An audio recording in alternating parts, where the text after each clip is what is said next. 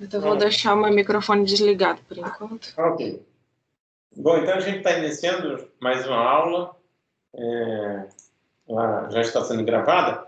E aí a gente vai dar continuidade ao processo de comutação. A gente já falou na aula passada, já iniciou, mas como eu falei na aula passada para vocês, não é como uma comutação ideal, né?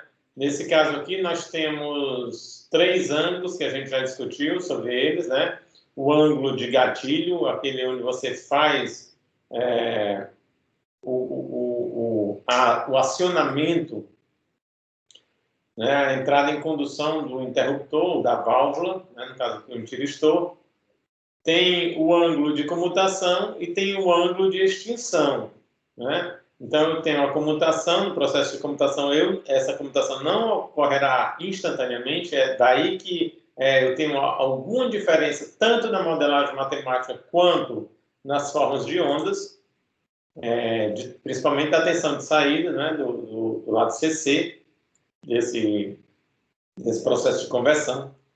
E também tem o ângulo de extinção, é aquele que a gente chamou de gama, né? É o ângulo, uma vez que a tensão cruzou o zero, a corrente não deixa de fluir instantaneamente na válvula, né? Existe uma corrente que vai ocorrer até no sentido contrário, né? Chamada corrente de cauda, e aí ela faz com que esse ângulo exista um ângulo de extinção, que até então a gente não considerava esse ângulo em nenhum tipo de estudo. Então, o que existia para a gente, no caso ideal, era somente o ângulo de disparo, né? Agora se transformou numa região onde eu tenho disparo, comutação e extinção. Então, eu tenho o ângulo de disparo ele depende do sistema de controle. O ângulo de comutação, por quê? Porque a comutação não ocorre mais instantaneamente, isso daí vai depender de vários entes, vai depender da corrente naquele momento, né? E vai depender da tensão, ou seja, depende da energia naquele momento, a energia envolvida, e também depende da impedância, né? Ou da reatância de comutação. E também depende do ângulo de disparo. Então, ele depende de algumas variáveis, aí pelo menos 4, certo? E aí, por último, tem o ângulo de extinção, que esse aí vai depender mais da característica, da característica do interruptor. É claro que se eu preciso extinguir a corrente de uma válvula, uma coisa é você extinguir a corrente a uma determinada tensão positiva. Outra coisa é você tentar extinguir a tensão zero, e outra coisa é tentar extinguir com tensão negativa. O melhor de tudo é você tentar extinguir a corrente em uma válvula com tensão negativa, porque significa dizer que as capacitâncias intrínsecas, aquelas que armazenam a energia, elas vão descarregar rapidamente. Então, você apressa esse ângulo, você diminui esse ângulo de extinção, você apressa o bloqueio do interruptor. Quando você inverte a tensão, você ajuda as capacitâncias intrínsecas, eu me refiro às capacitâncias no modelo da válvula, tá certo? Elas descarregarem essa energia mais rapidamente. Bom, então, como comecei aqui a minha fala, só lembrando aqui, o processo de comutação em que a gente está acostumado, está habituado, né? Uma comutação onde a gente só percebia até então o ângulo de disparo, alfa, tá certo? Esse ângulo depende inerentemente do sistema de controle. Muito bem. Aumentando o alfa significa dizer que mais tempo a tensão terá para diminuir, certo? E significa dizer que quanto maior o alfa, maior o valor. Aliás, quanto maior o alfa, menor o valor médio da tensão do lado CC, certo? Então, aumentei o alfa, diminuo o valor médio dessa tensão. Até chegar no limite onde o alfa é 90 graus. E aí o valor dessa tensão seria... o valor médio dessa tensão seria zero, né? Porque depende do cosseno desse ângulo. Muito bem. Mas no caso real, né? No caso real, a gente não tem exatamente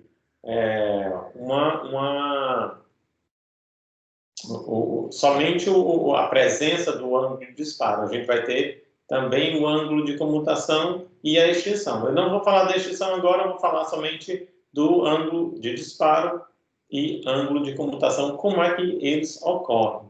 Tá? Então, a gente já viu na aula passada que eu terei uma deformação, e até a Raquel associou essa forma de onda, achou parecida com a dente de serra, tá certo? Mas o fato é que eu terei uma deformação na forma de onda, porque naturalmente, se não existisse essa região de comutação aqui que eu estou apontando, simplesmente a tensão avançaria para o próximo valor de tensão, que estaria no caso aqui seria VB, porque de acordo com aquele do circuito que foi mostrado, daqui a pouco vou colocar esse circuito novamente, vai haver a comutação nas válvulas de cima, da válvula 1 para a válvula 3, ou seja, da linha A para a linha B. Então, a válvula que estava conduzindo na linha A, ela vai entrar em bloqueio e vai passar a conduzir a válvula da linha B. Por isso que estão essas duas formas de ondas aí sendo apontadas. Mas durante a comutação, esse nível da tensão do lado CC, ela vai para um valor que nem é VA nem é VB, mas depende dos dois. A gente vai eu prometi na aula passada, né? Então, hoje a gente vai fazer a formalização matemática disso, né? A formulação matemática e também formalizar matematicamente como é que se dá essa modelagem, tá? Como é que se dá essa modelagem? Eu até vou passar um exercício para vocês. Muito bem. E aí eu vou fazendo comutação aqui, por enquanto, está a comutação dos interruptores de cima, né? Tá certo? Então, fiz a comutação de A para B, B para C. Okay? E, evidentemente, os interruptores de baixo também experimentaram comutações, é lógico. Mas essa forma de onda aqui em preto é justamente a forma de onda da tensão do lado CC. É uma forma de onda deformada, insisto mais uma vez para vocês, em relação à forma de onda que nós teríamos se o sistema fosse ideal. Agora eu vou mostrar para vocês, em termos de energia, o que é perdido. Olha só. Certo? Em termos de energia, o que nós temos agora? Tá? Essa forma de onda preta, tá certo? Caso não houvesse as reatâncias de comutação inseridas nas fases desse sistema, né, do lado CA, eu teria uma região aqui de energia, que é bem aqui, porque essa forma de onda, ela simplesmente, essa forma negra, ela passaria de VA instantaneamente para VB neste ponto. Então, isso aqui, tudo de energia eu estou perdendo. Isso aqui, isso eu vou já ilustrar, tá? Então, essa área. Você imagina que isso ocorre... aqui eu estou em um processo de retificação. Então, se a gente for tomar, certo? Deste ponto aqui, olha só, vou completar um período completo, deste ponto até este aqui, ocorrem 3 vezes, certo? 3 vezes do lado positivo, 3 vezes do lado negativo. Só que é aquela coisa, ocorre 3 vezes do lado positivo, 3 vezes do lado negativo, porém defasado 60 graus. É por isso que a gente diz, existe aquela máxima, né, que a gente nunca pode esquecer, em lado da eletrônica de potência.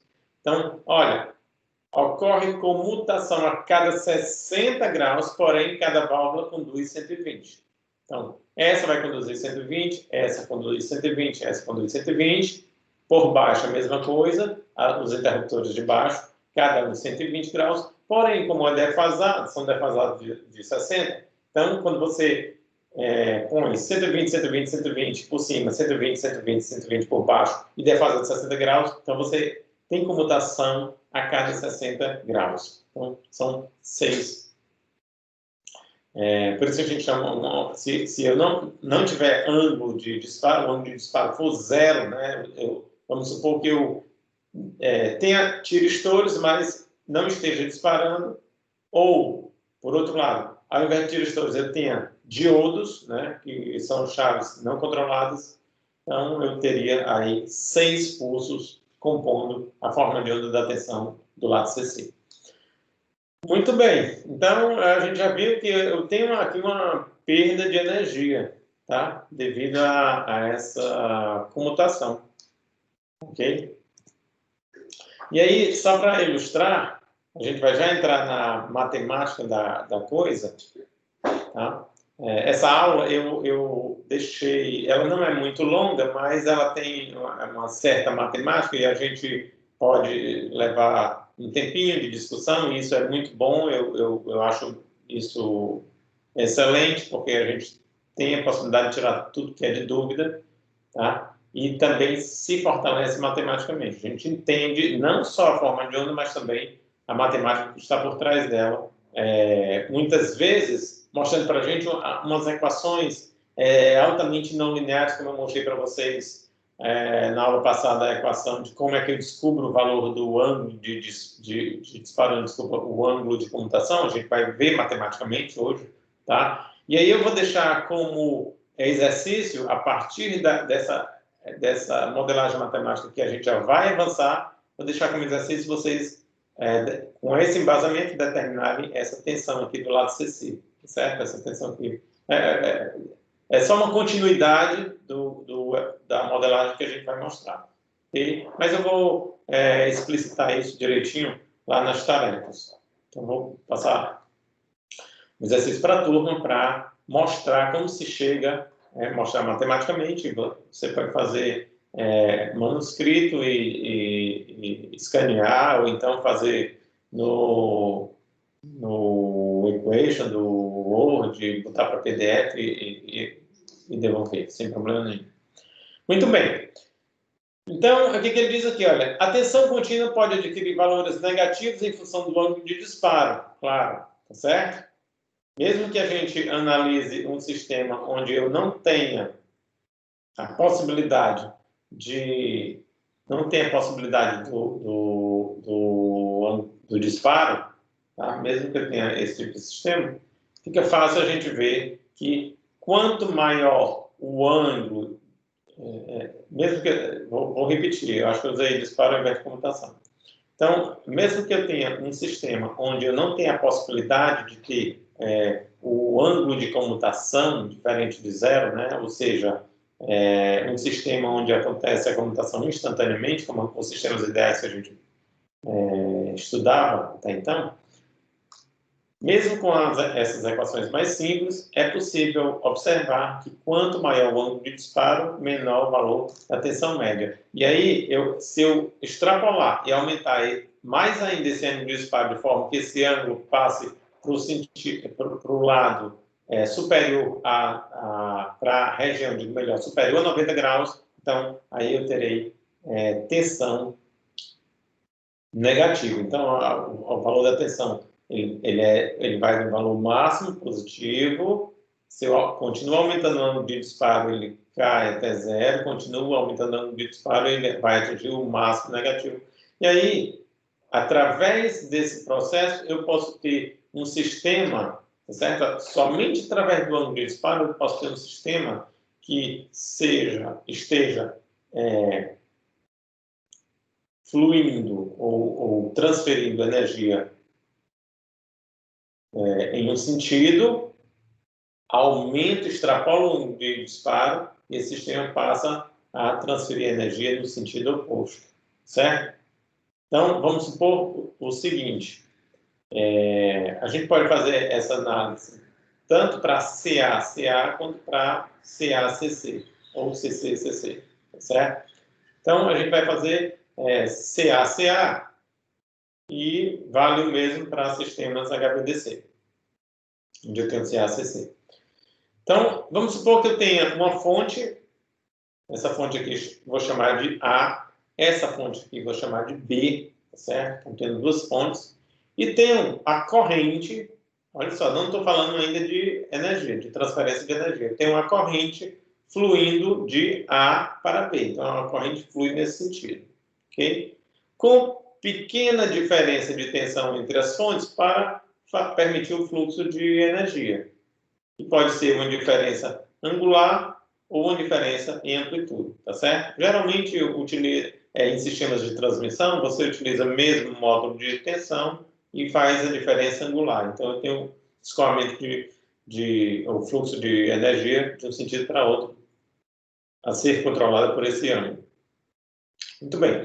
Então, a corrente está fluindo de A para B.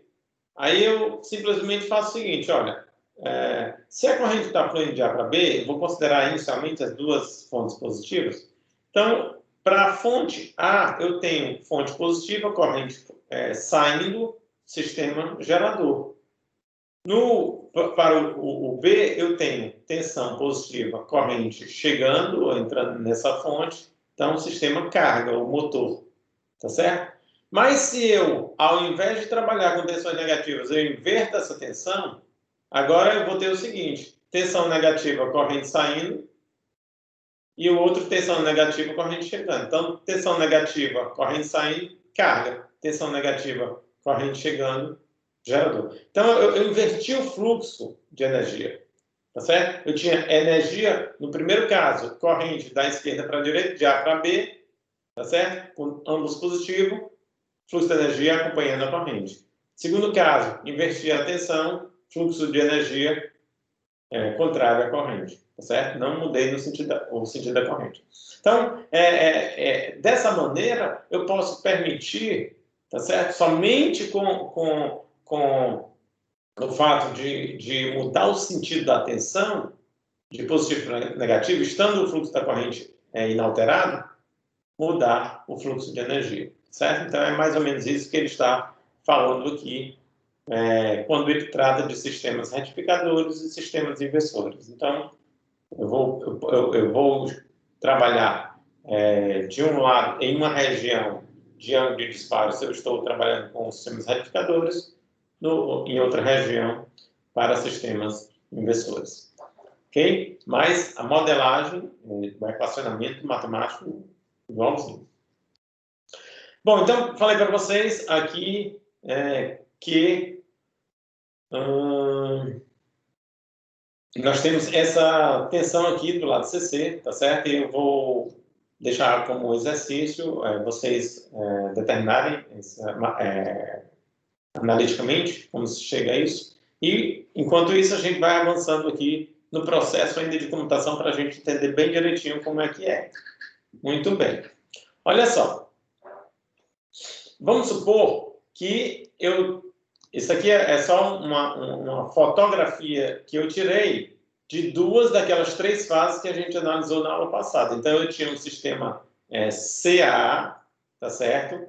Então, eu tinha a alimentação das fases A, B e C, tinha as indutâncias A, B, eu tinha as fases A, B e C. A C não está aparecendo aqui, eu tirei uma fotografia só das fases de interesse.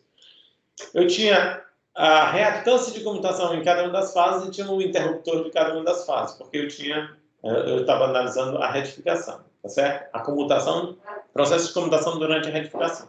A comutação é uma comutação real, tá certo? Onde essa comutação não ocorre instantaneamente. Ela leva um tempo para ocorrer, como eu estou mostrando aqui nessa figura C. Bom, então o que acontece? Olha só. O que acontece? Eu tenho uma tensão que eu chamei aqui de VA de T, então eu estou usando símbolos minúsculos para mostrar para vocês que esta tensão ela é instantânea, tá certo? Essa variável é instantânea. Muito bem, então, tudo que for variável instantânea, minúsculo. Aí, o que eu vou ter aqui? Eu vou ter uma tensão na fase A, a respectiva reatância de comutação e a válvula da fase A. Tensão na fase B, a respectiva reatância de comutação e a válvula da fase B. E durante a comutação, olha só, durante a comutação, eu tenho os dois interruptores ativos, tá certo? Tem os dois interruptores ativos. Tá? Uma vez que eu tenho os dois interruptores ativos, aí eu vou dizer, olha, qual é a tensão VC que eu vou ter durante aquele momento? Eu sei que não é VA, não é VB, mas que valor é esse de fato? Que valor é esse de fato? Na verdade, a gente vai encarar isso aqui como um divisor de tensão. Então, eu quero a tensão nesse ponto, eu tenho a tensão total nesse ponto, olha só. Tensão nesse ponto aqui é VA menos VB. Tensão toda sobre esse conjunto de impedâncias. E a tensão bem aqui vai ser a tensão total multiplicada por essa impedância dividido pela soma das impedâncias. Então, eu tenho isso aqui, divisor de tensão. Certo? Então, essa tensão, eu coloquei aqui minúsculo, porque essa tensão está dependendo de variáveis de tensões instantâneas. Também eu usei VCC dependendo do tempo ainda, embora que esteja como se fosse um valor que não muda, certo? Tudo bem. Aí eu vou assumir agora que essas reatâncias de comutação, tá certo? Ou impedâncias de comutação, elas têm o mesmo valor, o que é normal, tá certo? Então, todas elas com o mesmo valor. Se elas têm o mesmo valor, então aqui vai ficar x, x mais x, 1/2.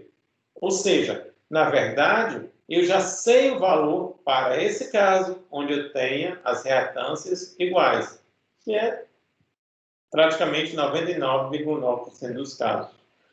Quando eu digo iguais, eu posso ter, eu já conversei com vocês na vez passada, eu posso ter pequenas diferenças, tá certo? Por quê? Porque, de repente, ali eu estou usando como reatância de comutação a própria dispersão do transformador, né, de acoplamento entre o sistema CA e o sistema CC.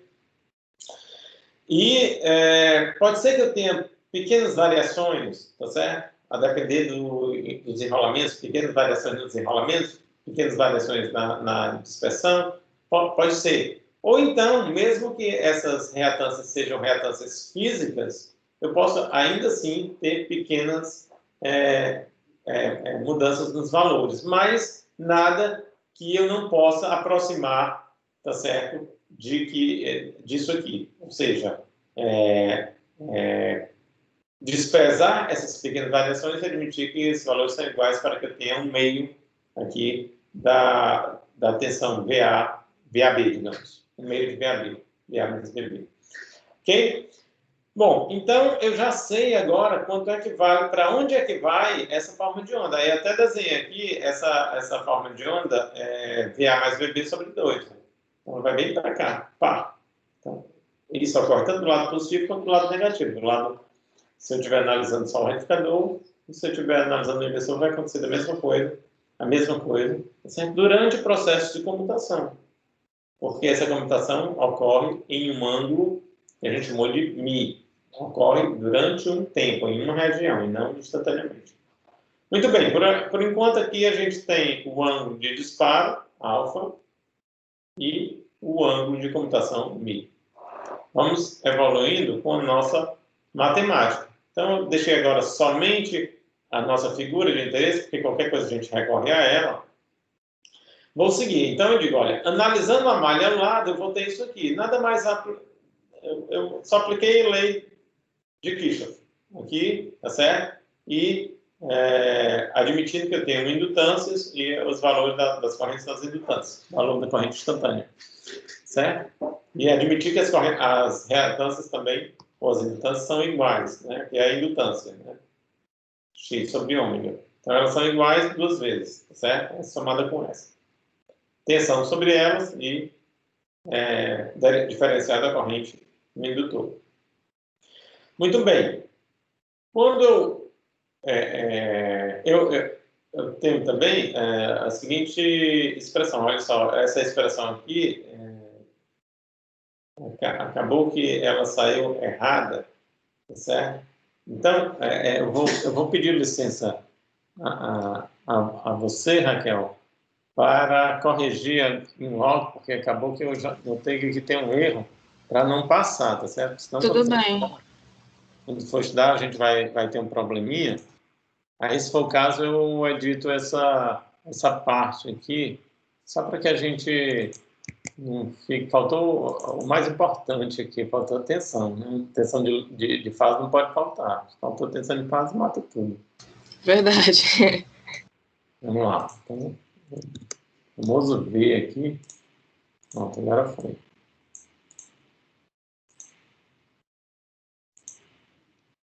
Muito bem. Então, aqui agora a gente vai tornar para a nossa aula. Ok? Tudo certo, né? Deixa eu voltar. Então, aqui nós temos a tensão de linha, que VA menos VB, que nada mais é que nós temos a tensão de linha, VA menos VB, que nada mais é do que raiz de 3 vezes a tensão de fase. Aqui é a tensão de fase. Valor de pico, raiz de 2 vezes o valor eficaz da tensão de fase e seno de ômega t, certo? Então, aqui é a quantidade instantânea, certo? Da tensão de fase. E aqui o V é o valor RMS da tensão de fase. Quando eu multiplicar por raiz de 3, eu tenho a quantidade instantânea da tensão de linha. Muito bem. Então, substituindo as equações anteriores, eu vou substituir uma na outra. Ó. Isso aqui eu vou jogar para cá e fazer todo o cálculo com integral, etc. E tal. Vou integrar de um lado e de outro. Cheguei a essa expressão e vou resolver para IC. Vou integrar de 0 a IC, integrar aqui de alfa a um ângulo qualquer, tá certo? De alfa a um ângulo qualquer. Na verdade, como eu estou interessado na comutação, eu vou partir do alfa, o ângulo alfa, que é onde começa a comutação, tá? Até o ângulo alfa mais mi, certo? Alfa mais mi. Então, esse ângulo qualquer aqui será alfa mais mi. Por enquanto, eu vou deixar genérico. Quando eu resolvo essa equação aqui, essa integral, chego a este valor, tá certo? Chego a este valor. No final das contas, né, no final do processo de comutação, quando eu tiver essa corrente como sendo o próprio ICC, né, final da comutação, seja ômega t igual a alfa mais mi, tá certo? O que irá, o que equivale a dizer isso aqui, ó, eu vou jogar para um slide onde isso aqui aparece, olha, estou falando aqui, certo? No final do processo de comutação, final da comutação, essa corrente já é uma só, que é o próprio ICC, certo? Essa corrente que estava circulando aqui, agora é o próprio ICC, porque eu só tenho corrente fluindo agora por aqui. O IC, essa correntezinha aqui, é o próprio ICC. Isso acontece no final da comutação, quando eu tenho o ângulo genérico, esse ângulo aqui, alfa, mais mi. Bem aqui nesse ponto. Ok? Muito bem. Substituindo-se essas quantidades, olha, aqui o IC minúsculo e o ômega t, aí eu vou chegar naquela mesma equação, aqui ICC, e nesse ponto aqui, alfa mais mi. E aí vou resolver, vou fazer um pouco de manipulação matemática, tá certo? Isolar, usar algumas identidades trigonométricas, dá para fazer direitinho, tá certo? Se vocês quiserem, até um bom exercício, vocês chegarem dessa equação para esta. Então, vai resultar numa equação super não linear. Eu tenho não linearidade aqui e ainda mais aqui. Olha, não linearidade de um cosseno a menos 1, ou um arco cosseno, é brutal. E aqui também tem uma linearidade dentro da outra, então, altamente não linear essa equação. Porém, é a equação que nós temos, certo? Então, é uma equação que depende o ângulo μ, ele depende não só do ângulo de disparo, o ângulo μ é o ângulo de comutação, depende não só do ângulo de disparo, mas da energia do sistema, certo? E depende também da reatância lá da nossa impedância de comutação ou impedância de comutação, certo? Então, depende de vários entes, tá? Então, não é uma coisa tão trivial. Então, depende de vários entes para você conseguir, pelo menos com essa modelagem matemática, você consegue medir, você consegue estimar, tá certo? Com algum grau de precisão, o valor desse ângulo de comutação. Então, você pode, fazendo essa estimação, você pode avançar isso para um modelo que você tem, baseado naquelas formas de ondas que a gente mostrou para vocês, e até estimar essa energia, tá certo? Que é perdida durante esse processo. Ok? Então, era isso que eu tinha para mostrar para vocês hoje, essa modelagem matemática, tá? Um pouco, vou dizer, densa, mas com alguns detalhes e é interessante depois vocês revisarem. E a partir daqui, aqui já é um grande passo para que vocês avancem, e isso aqui a gente já descobriu o ângulo de comutação, a gente já descobriu o valor dessa corrente, então vocês podem chegar mais facilmente ao valor dessa tensão aqui, VCC, que é o exercício que eu vou passar para vocês. Vocês já conhecem a equação, né? Mas em alguns slides anteriores, também, se você procurar livros mais especializados em HVDC ou eletrônica de potência, que não sejam os livros básicos, então você vai também se deparar com aquela equação e aí vocês estudam bem, e a ideia é essa mesmo, vocês pesquisarem e para saber de onde é que vem esse equacionamento, tá certo? Então, vou fechar meu microfone, Raquel, e deixar você à vontade aí para perguntar sobre qualquer dúvida. Professor, a gente vai ver algum mecanismo para melhorar essa forma de onda? Tem algum mecanismo? Existe? Não, a gente não vai estudar nesse curso, Raquel. O principal objetivo de mostrar a forma de onda como ela é despertar vocês para um outro detalhe muito importante no sistema HVDC, que é a falha de comutação. Certo. O que é a falha de comutação, se a gente entender isso aí, entendeu? Uhum. Porque a falha de comutação é uma coisa tão presente e ela contribui para que você tenha tantos problemas no sistema, combinando com a ativação da proteção, que é muito importante a gente estudar. Então, como a gente vai ver, existe um tópico lá na frente dedicado a isso, a falha de comutação, então eu já estou mostrando todo o processo aqui, como se dá, devagarzinho, assim, bem tranquilo para a gente tirar tudo que for de dúvida, inclusive com a confecção passo a passo das formas de onda e também acompanhada da modelagem matemática. Quando chegar lá, isso daí vai facilitar bastante a nossa vida. Tá certo. Ok? Ok. Beleza, então a gente vai encerrar por aqui, Raquel.